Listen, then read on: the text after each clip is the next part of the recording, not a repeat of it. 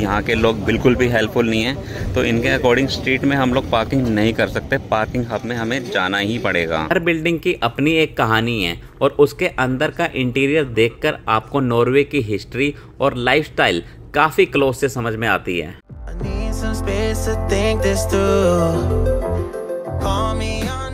तो सारे कांच पड़े हुए हैं, कोई टायर को दिक्कत ना हो जाए। Oh shit. तो रात को ठीक 12:30 बजे के अराउंड हम लोगों ने गाड़ियां वहां से निकाली। इसमें पेड़ की टहनियां ग्राउंड लेवल से उठकर ऊपर छत तक जा रही हैं, जिसमें लगभग 160 से ज्यादा हिस्टोरिकल बिल्डिंग्स को नॉर्वे के अलग अलग रीजन से डिसमेंटल करके यहां पर दोबारा असेंबल किया गया है।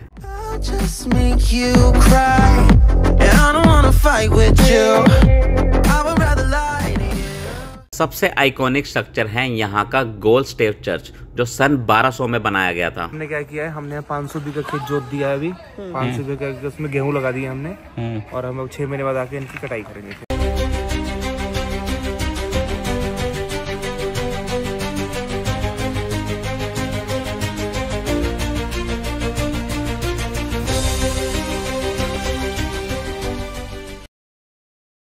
हे guys, good morning, welcome back to the channel. आज एक नया दिन है और टाइम हो रहा है 7:33। जैसे कल मैंने आपको बताया था हमें पार्किंग मिल गई थी, ईवी स्टेशन मिल गया था चार्जिंग करने के लिए। ये देख रहे हो टोटल NOK 761.21 इतने पैसे लगे हैं कल हमारे ईवी को चार्ज करने के लिए और साथ ही साथ पार्किंग के लिए 77.15 AD।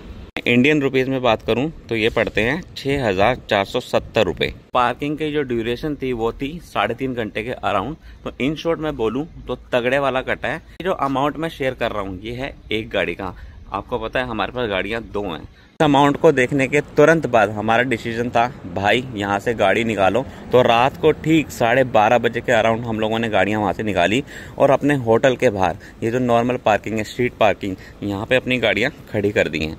और यहाँ जो कॉस्ट आ रही है 8 घंटे 30 मिनट के लिए 0 NOK। फिलहाल गाड़ियां यहाँ पे सेफ खड़ी हुई हैं होटल के बिल्कुल सामने। अभी तक ये समझ में नहीं आया है कि ये जो ट्रैम का ट्रैक है इसके ऊपर गाड़ी चलानी है या नहीं चलानी। अभी मैं सामने देख पा रहा हूँ तो यूरोप की एक टैक्सी खड़ी है जो इसके ऊपर चल रही है और सामने की तरफ बोर्ड लगा हुआ है, वो देखो बोर्ड देख रहे हो, जिसके अकॉर्डिंग यहाँ पे गाड़ियाँ रेस्ट्रिक्टेड है इस ट्रैक के ऊपर, बट लोग फिर भी चला रहे हैं। मैं होटल की बिल्डिंग के बिल्कुल बाहर खड़ा हुआ हूँ, इसी में हम लोग स्टे कर रहे हैं, या आई थिंक इसी साइड मेरा रूम है। जो रूम का नंबर है वो है 533 और होटल का नाम है सिटी बॉक्स। बिल्डिंग देखने में थोड़ी पुरानी है बट अंदर से है नेक्स्ट लेवल। 20 मिनट से यहाँ पे खड़ा हुआ हूँ और कंटिन्यूसली देख रहा हूँ काफी सारी ट्रैम आ रही हैं जा रही हैं, आ रही हैं जा रही हैं, हर 2-2 मिनट के गैप पे। और काफी सारे लोग तैयार होकर अपने ऑफिस वगैरह अपने काम पे जाने लग रहे हैं, क्योंकि आज पहला दिन है हफ्ते का जो कि है मंडे और सुबह के 8 बज रहे हैं। लोग यहाँ पे अपने दिन की शुरुआत काफी जल्दी कर लेते हैं और मैं देख रहा हूँ तो जो काफी शॉप्स हैं, काफी शॉप्स भी इस टाइम ओपन हो चुकी हैं।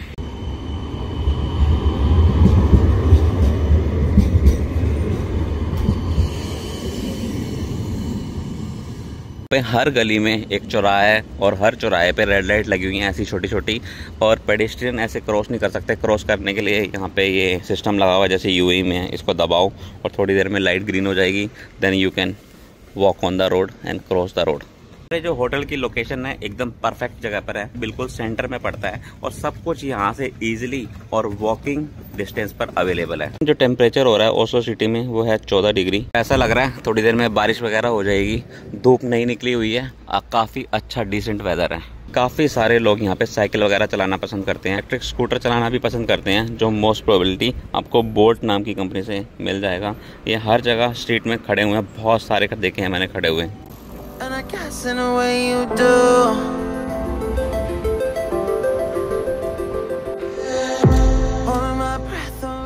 सबसे बड़ी प्रॉब्लम अगर मुझे अब तक लगी तो वो लगी यहाँ की पार्किंग, जिसकी वजह से यहाँ के लोग गाड़ियाँ कम रखना पसंद करते हैं और ज़्यादातर ट्रैवल करते हैं पब्लिक ट्रांसपोर्ट से। नियर अराउंड बिल्डिंग्स हैं, उनके आर्किटेक्चर पर एक नज़र मार लेते हैं। एक क्विक कैप्चर्स मैं कर लेता हूँ यहाँ की बिल्डिंग्स के ना।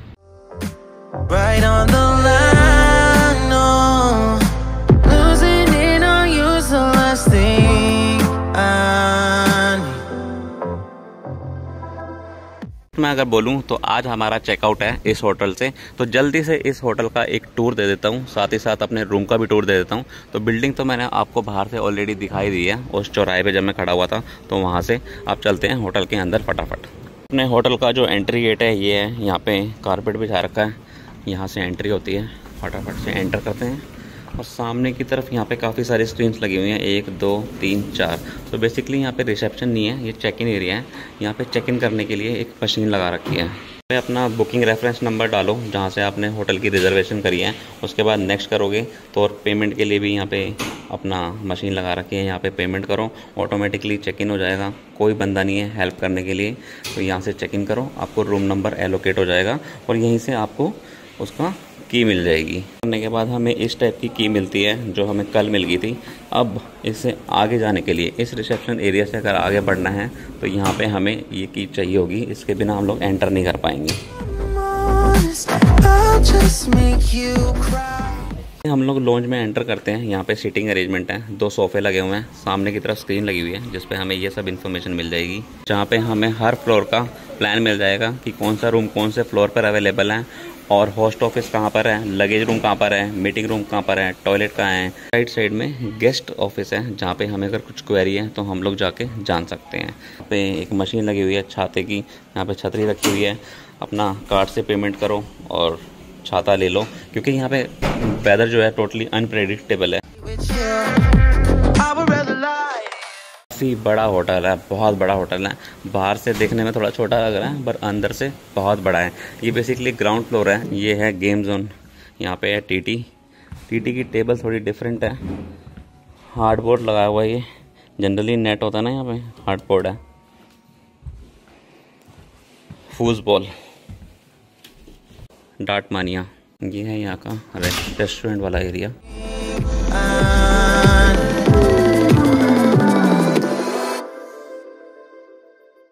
अभी तक तो ये सब था वेलकमिंग एरिया। जब भी गेस्ट आते हैं तो यहाँ पर वेट कर सकते हैं, अगर की मिलने में या कुछ भी प्रॉब्लम है, या नॉर्मली बैठ सकते हैं बातें करने के लिए। तो यहाँ पे रेस्ट करने के लिए काफ़ी अच्छा एरिया बनाए हुए हैं, डिफरेंट। थोड़ा पेंट्री टाइप का सामान मिल जाता है। तो जो हम लोग कल ढूंढ रहे थे कि भाई केटल नहीं है, इलेक्ट्रिक केटल नहीं है हमारे पास, यहाँ पर है। तो यहाँ पर हम लोग अपना इंस्टेंट फूड वगैरह बना सकते हैं।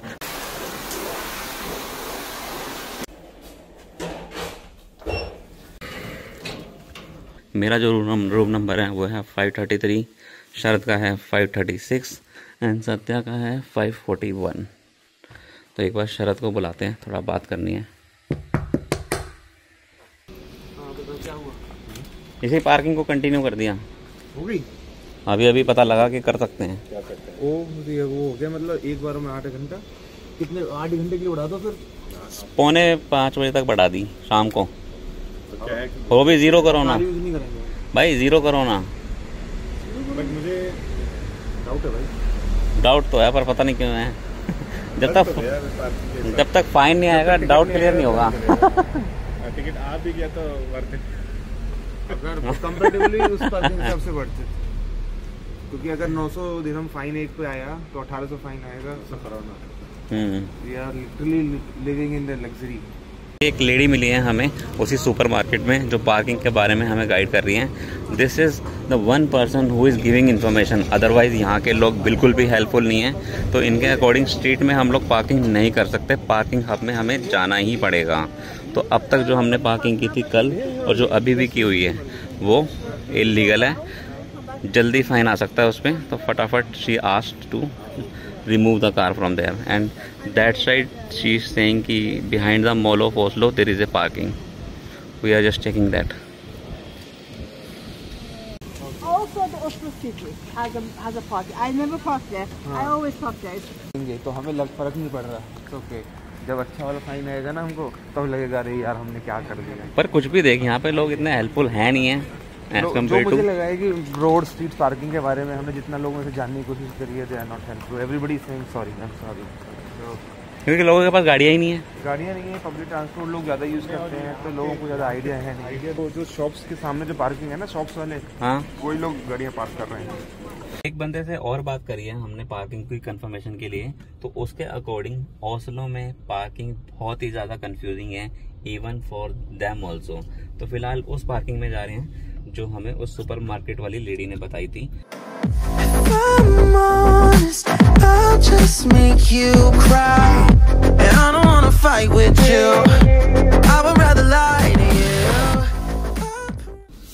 ये भी अच्छी खासी पार्किंग है, तो एक बार देख लेते हैं कि कहाँ लगा सकते हैं। अच्छा, एक पार्किंग ये रही, एक पार्किंग हो रही। यहाँ पार्क कर दिया है, पर भाई पार्किंग के स्पेस बहुत ही ज़्यादा कंजस्टेड है। ये देखो, दरवाज़ा अपनी गाड़ी का दूसरी गाड़ी से टच हो रहा है, इतना स्पेस है निकलने के लिए। यहाँ गाड़ी लगा दी है, स्पेस का बड़ा इशू है। आप देखो कितना मिनिमम स्पेस है लगाने के लिए। दो गाड़ियों के बीच में कुछ खास स्पेस नहीं है, एक बंदा गुजर जाए वही काफ़ी है। गेट खोलने में काफ़ी प्रॉब्लम है, बट एनीवे पार्क कर दिया। अब प्राइस वगैरह चेक कर लेते हैं यहाँ का कि क्या आने वाला है स्पेस है स्पेस है। सीधा सीधा सीधा रूम टूर के लिए एंटर करते हैं यहाँ पे। तो भाई ये हमारा रूम है। यहाँ पे की लगाओ, लाइट वगैरह सब चालू हो जाएगी। और घुसते के साथ ही यहाँ पे वॉशरूम है, छोटा सा प्यारा सा वॉशरूम है। ये नहाने वाला एरिया है। और यहाँ पे अगेन वही प्रॉब्लम है जो कजाकिस्तान में थी। कजाकिस्तान वाली वीडियो में देख लेना क्या प्रॉब्लम थी। छोटा सा वॉश बेसिन, सामने मिरर और तुम्हारा भाई। एंड इस तरफ लेफ़्ट साइड में यहाँ पे मिरर है, एक बड़ा सा ड्रेसिंग टेबल, यहाँ पे हमारा लगेज रखा हुआ है। और ये क्वीन साइज़ बेड। रूम कुछ ज़्यादा बड़ा नहीं है, छोटा सा ही है, बोल सकते हैं कबूतर खाना। ये सारा सामान रखा हुआ है। यहाँ पे टेबल है, छोटी सी चेयर है। और यहाँ पे दो विंडो है जहाँ से ये व्यू आता है। ये स्ट्रीट का व्यू है नीचे का, और एक इस तरफ स्ट्रीट व्यू। रेडी हो चुके हैं आज के दिन के लिए, सब कुछ सेट है, बस सामान पैक कर रहे हैं क्योंकि 12 बजे हमारा चेकआउट भी है। तो फिलहाल नीचे चलते हैं, ब्रेकफास्ट करते हैं और उसके बाद चलेंगे सिम लेने के लिए। पोहा खा लिया था, अभी है मसाला नूडल्स। किचन एरिया में चल रहे हैं। यहाँ पे किचन एरिया है, तो वहाँ पे हमें इलेक्ट्रिक केटल, माइक्रोवेव, ओवन सब मिल जाएगा। इसमें मैगी, और ये क्या है, हमारे पास ये कुंग पाव सॉस, और अंदर एक मसाले का पाउच है। तो इसमें बेसिकली हमें डालना है गर्म पानी 1 कप, और 10 मिनट बाद इट्स रेडी टू ईट। यहाँ पे 2 वेंडिंग मशीन भी लगी हुई है जिसमें कोल्ड ड्रिंक, पानी, जूसेस वगैरह सब रखे हुए हैं। और यहाँ पे chocolate chips etcetera. Coffee vending machine. Egg salad sandwich जो है 135 करोना का, INR में अप्रॉक्सीमेट है 1147 रुपये। तो ये मसाला टी ऑर्डर की थी हमने इंडिया की, ये आई है कुछ ब्लैक टी टाइप सी। इसका कॉस्ट है 60 करोना, अप्रॉक्सीमेट 510 रुपीज़ की। यहाँ पे चेकआउट का प्रोसेस कर रहे हैं और उसके बाद हमें मिलेगी स्टोरेज की। फोकस कर भाई, फोकस। स्टोरेज की मिलेगी, करो चेकआउट। एक बार चेकआउट करते हैं तो थोड़ा आइडिया लग रहेगा। Checked out in seconds. सामने की तरफ लगेज रूम है, तो यहाँ पे अपना लगेज सबमिट करेंगे हम। होटल से चेकआउट कर दिया और साथ में सामान भी रख दिया होटल के अंदर, और अब चल रहे हैं थोड़ा घूमने के लिए। मौसम एकदम ज़बरदस्त हो रखा है, सारी सड़कें गीली हो रखी हैं। अभी थोड़ी देर पहले आई थिंक बारिश हुई है। और सामने की तरफ ट्रैम आ रही है अगेन, ये रही। आ जाओ आ जाओ।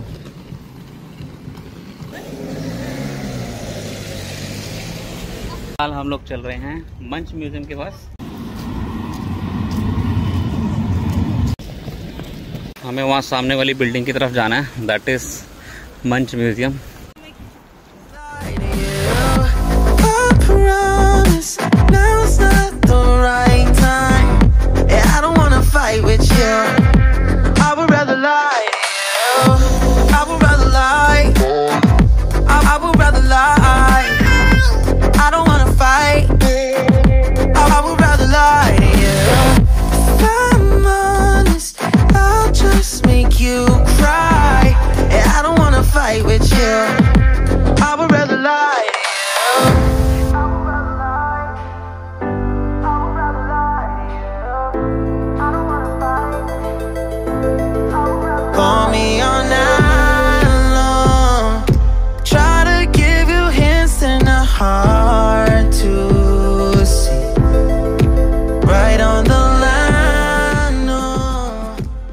सामने की तरफ बड़े वाला क्रूज खड़ा हुआ है, गो नॉर्डिक क्रूज लाइन।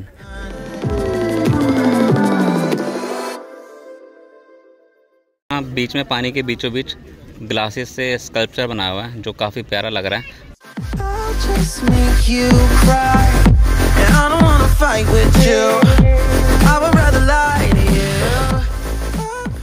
लोग फिर से आ गए हैं ओपेरा हाउस के सामने। क्या करना है? तुम्हारी मर्जी है। मर्जी मर्जी है भाई, मर्जी है। अगर थोड़ा ऊपर चढ़ जाएंगे हम लोगों ने ऐसे ही है। हमारी बात कौन था? आ जाओ आ जाओ।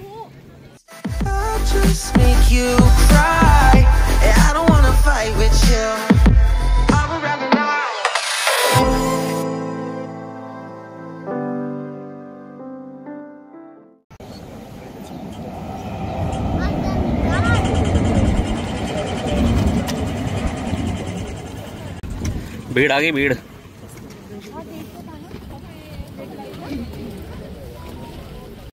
अब देखो वॉकिंग स्ट्रीट में कितना क्राउड बढ़ चुका है, क्योंकि मौसम एकदम ज़बरदस्त हो रहा है और इस टाइम दोपहर के बज रहे हैं 8 मिनट पौने 1 बज रहे हैं और टू मच क्राउडेड।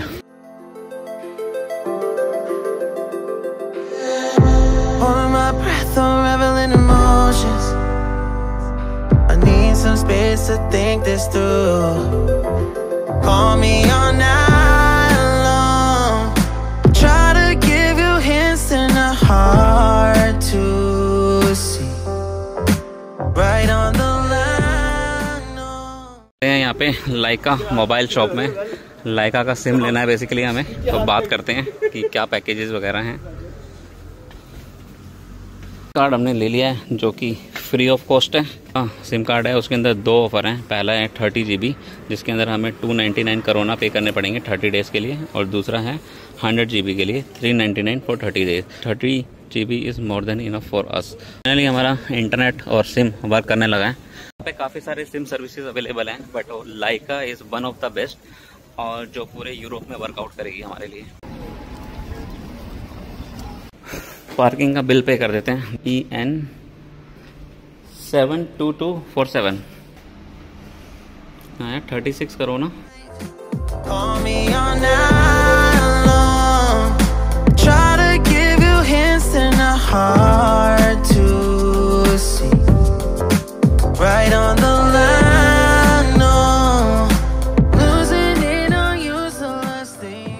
इस गाड़ी में लेन असिस्टेंस की जो कंट्रोलिंग है वो बहुत ज़्यादा बेटर है मेरी वाली गाड़ी से।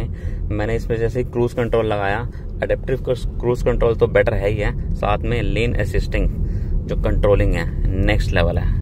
लेफ्ट साइड में एक फार्म आया जहाँ पे काफ़ी सारी गायें खड़ी हुई हैं। यहाँ पे ऐसा लगता है खेतों वाले एरिया में पहुँच गए हैं और यहाँ पे घोड़े हैं।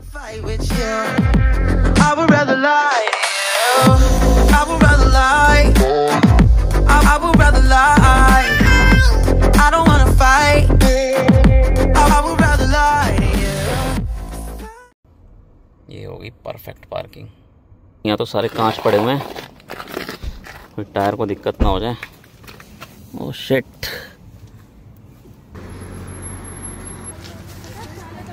इस जगह को बोलते हैं बिगडोय पेनिनसुला। यहाँ पर हम आए हैं द नॉर्वेजियन फोल्क म्यूजियम देखने के लिए, और बिलीव मी सिटी सेंटर से यहाँ तक पहुँचना इतना इजी है कि आपको पता भी नहीं चलेगा।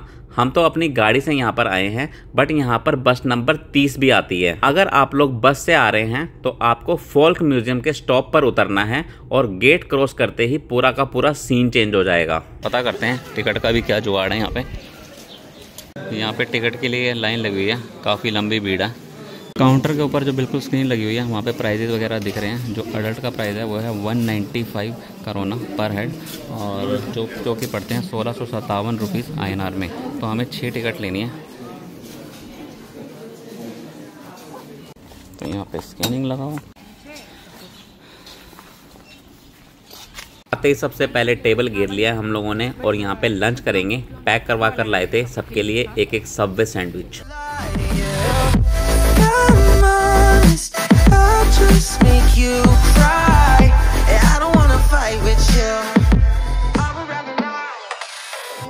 सामने की तरफ एक ब्यूटीफुल यूनिक वॉल है जिसमें पेड़ की टहनियाँ ग्राउंड लेवल से उठकर ऊपर छत तक जा रही हैं। ये वॉल बहुत ही प्यारी लग रही है, एक बार पास से देखना तो बनता है।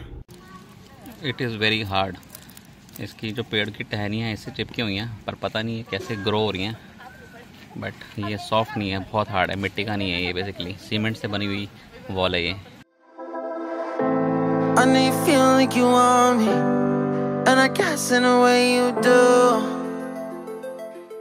वाले पोर्शन में सारे के सारे ग्रीन पत्ते लगे हुए हैं। अगर हम ऊपर जाते हैं तो सिर्फ सूखी टहनियाँ हैं। ओल्ड टाउन, हाँ ओल्ड टाउन जा रहे हैं, जहाँ का इनका पूर्वज रहते थे और इनके घर कैसे बसते हैं इनके बारे में हम जानेंगे। उनकी वाइकिंग कल्चर है और ये जो फोक जो होता है, फोक का वर्ड ही होता है कि विलेज, तो उनकी विलेज की सेटअप देखेंगे आज। अभी समर सीजन चल रहा है, मई से अक्टूबर, तो म्यूजियम सुबह 10 बजे से शाम 5 बजे तक खुला है। लेकिन एक छोटी सी टिप, अक्टूबर से अप्रैल तक ये ट्यूसडे से संडे सुबह 11 बजे से शाम 4 बजे तक खुला रहता है। बट कुछ खास दिनों पे बंद भी रहता है, 1 जनवरी, 24 और 25 दिसंबर एंड 17 मई। और हाँ, मेन बात, ओपन एरिया के गेट थोड़ा लेट बंद होते हैं, तो अगर आपको गोल्डन आवर्स में फोटो लेनी है या शाम की ठंडी हवा में घूमना है तो ये परफेक्ट है।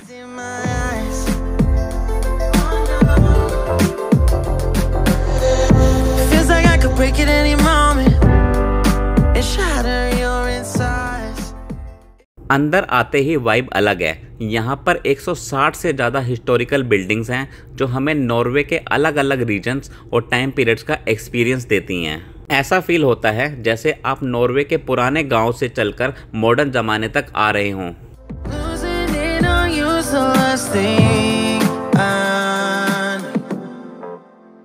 मैंने बट इसको बोलते क्या हमारे यहाँ तो कुछ इनमें से पत्ते ही निकलते हैं बेसिकली। ये इसमें से? हाँ, नहीं हमारे तो खाने वाला होता है। जहर नहीं भाई, पता नहीं है, पहले वालों को कुछ फ्रूट होता होगा। नहीं, इनमें से पत्ते ही निकलते हैं मेरे ख्याल से। तो शॉप्स होती थी, तो यहाँ पे अगर आप शटर देख रहे हो तो पहले ऐसे शटर हुआ करते थे, इन चेन से इन हुक पर ये लगाओ तो ये ऊपर उड़ जाते हैं और देन आप शॉप से कुछ बाय कर सकते हो। हर चीज़ वुड से बनाई हुई है, अगर आप देखो तो बहुत मोटी मोटी बड़े बड़े पेड़ों से काटी हुई वुड्स हैं। हर बिल्डिंग की अपनी एक कहानी है और उसके अंदर का इंटीरियर देखकर आपको नॉर्वे की हिस्ट्री और लाइफस्टाइल काफ़ी क्लोज से समझ में आती है।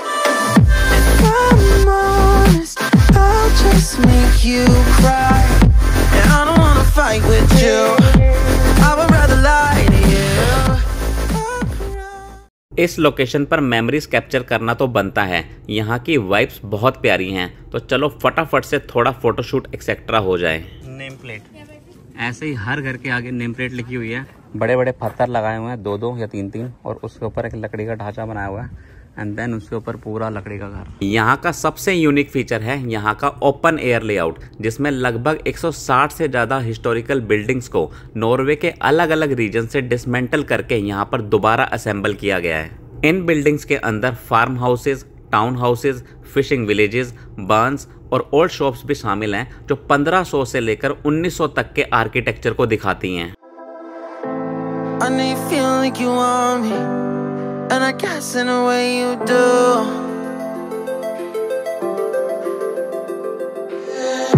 Holding my breath, unraveling emotions. I need some space to think this through. Call me on now. यहाँ का सबसे आइकॉनिक स्ट्रक्चर है यहाँ का गोल्ड स्टेव चर्च, जो सन 1200 में बनाया गया था। तो इसको तो मिस मत करना, ये है 12th सेंचुरी का वुडन आर्किटेक्चर जो बिल्कुल पोस्ट कार्ड लेवल की तरह दिखता है।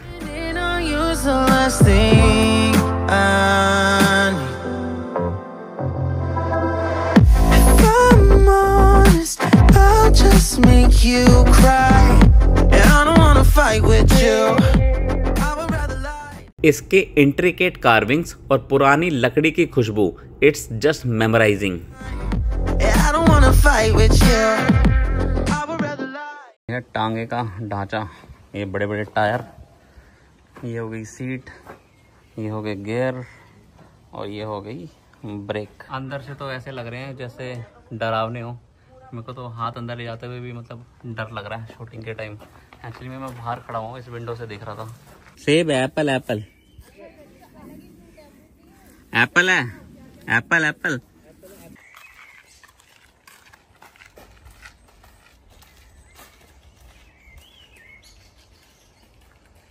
यहाँ पे अगर हम देखें तो बहुत साइलेंस है, चिड़ियाओं के और पक्षियों के चहचहाने की आवाज़ आ रही है। नेचर के बहुत करीब है ये प्लेस, चारों तरफ ग्रीनरी ही ग्रीनरी है हर तरफ। 2-3 टिप्स देता हूँ क्विकली। कंफर्टेबल शूज जरूर पहनना क्योंकि यहाँ पर बहुत चलना पड़ता है। एक लाइट रेन जैकेट भी रख लेना, ओस्लो का मौसम कभी भी पलट सकता है। मैंने देखा काफ़ी फैमिलीज अपना खाना वाना लेकर आए हैं और पिकनिक कर रहे हैं। और सर झुका के जाना पड़ेगा हमें।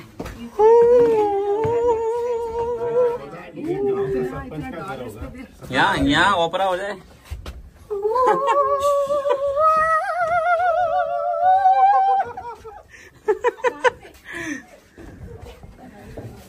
लॉक। और ये स्टेयर्स जाती है ऊपर जो विजिबल नहीं है बिकॉज काफी अंधेरा है अंदर।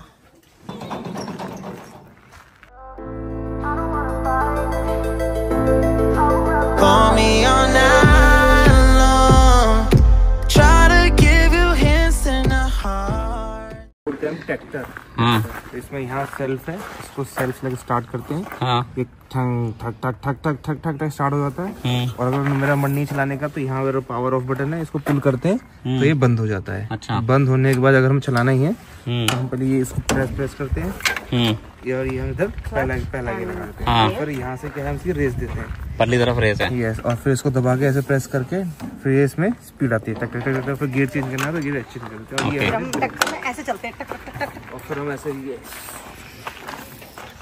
अरे मैं गिर जाऊंगी, आराम से चलाओ। ये मान के चलो हम 500 पे चला रहे हैं। और ये ट्रैक्टर में दचकी आती है ना, जब ब्रेकर्स आते हैं तब। तो अभी हमने क्या किया है, हमने 500 बीघा खेत जोत दिया है अभी। 500 बीघा उसमें गेहूं लगा दिया हमने। और हम 6 महीने बाद आके इनकी कटाई करेंगे। Toilets, visitor centre, men's care और फेस्टिवल ग्राउंड्स पर इजीली मिल जाते हैं। स्मोकिंग सिर्फ मेंस केयर के डेजिग्नेटेड जोन में अलाउड है, बाकी जगह रेस्ट्रिक्टेड है क्योंकि वुडन हेरिटेज है ना, इसलिए फायर का रिस्क बहुत ज्यादा है। डॉग्स अलाउड है पर लीज पे और outdoors only. I know you feel like you want me, and I guess in a way you do.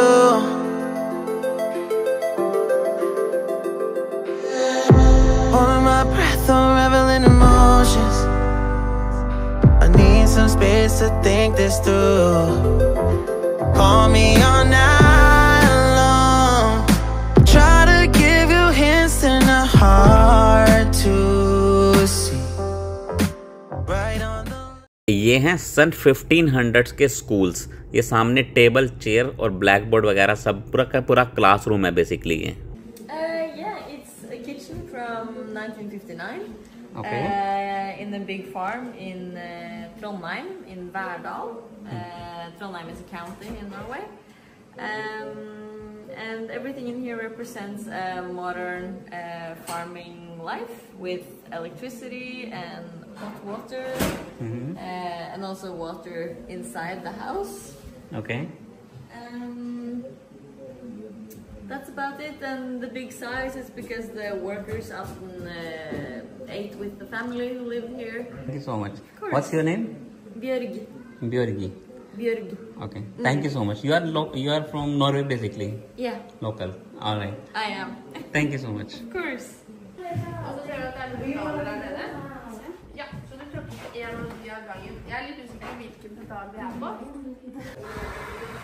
ये रुई। अगर मैं अपना एक्सपीरियंस शेयर करूं तो ये सिर्फ एक म्यूजियम विजिट नहीं थी, ये एक टाइम ट्रैवल वॉक थी। अगर तुम कल्चर, हिस्ट्री, फोटोज या बस स्लो ट्रैवल वाइब पसंद करते हो तो नॉर्वे फोल्क म्यूजियम अपनी बकेट लिस्ट में डाल लो। I would rather lie to you. I promise now's not the right time. Yeah, I don't wanna fight with you. अब चलते हैं यहाँ के लास्ट सेक्शन में, जबकि ये सेक्शन इस म्यूज़ियम के एंट्री पर ही है, बट हम लोग एंड में जा रहे हैं। यहाँ पर आपको नॉर्वे के पुराने सामान जैसे traditional tools, house hold items और कपड़े देखने को मिलेंगे।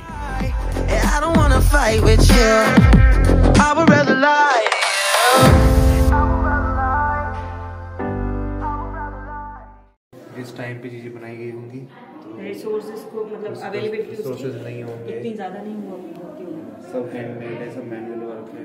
तो मशीन्स आ गई तो तभी तो एंटीक पीसीस में आ गए सब कुछ। यहाँ पे पड़े हुए हैं पुराने क्लोथ्स, ऊन से बने हुए जो क्लोथ्स हैं ना, सब पड़े हुए हैं। और यहाँ पे वो सिलाइयाँ भी पड़ी हुई हैं जिनसे बेसिकली बनाए जाते थे ये।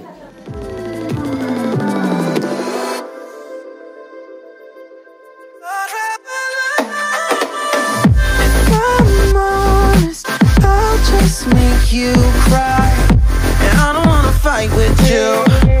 I would rather lie to you. I promise now's not the right time. Packing strategy, भालू और दो लोग। 1950 से 1970 तक का इरा हमें ऊपर दिखने वाला है। I don't wanna fight. I would rather lie to you.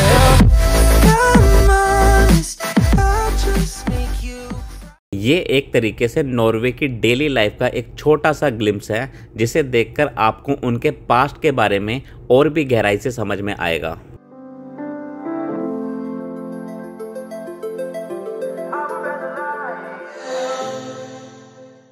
अब उस वाले सेक्शन में आ गए हैं जहाँ पे हमें काफी पुरानी फोटोज देखने को मिलेंगी।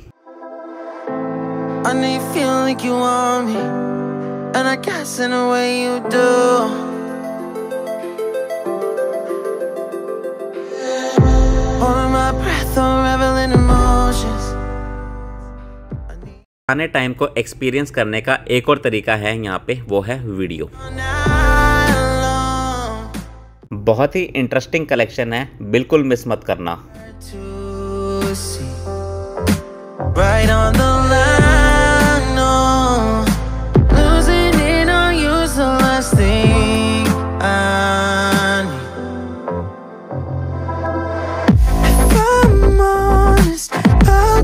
Make you cry, and I don't wanna fight with you. I would rather lie to you. I promise now's not the right time. Yeah, I don't wanna fight with you. I would rather lie to you. Look away so you won't see, 'cause the pain is in my eyes.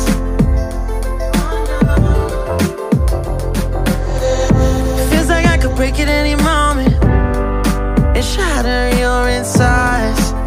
If you feel my mind, call me all night long. Try to give you hints that are hard to see. Right on the line, no. Losing it on you's the last thing I need. If I'm honest, I'll just make you cry, and I don't wanna fight with you. I would rather lie to you. I promise now's not the right time. Yeah, I don't wanna fight with you.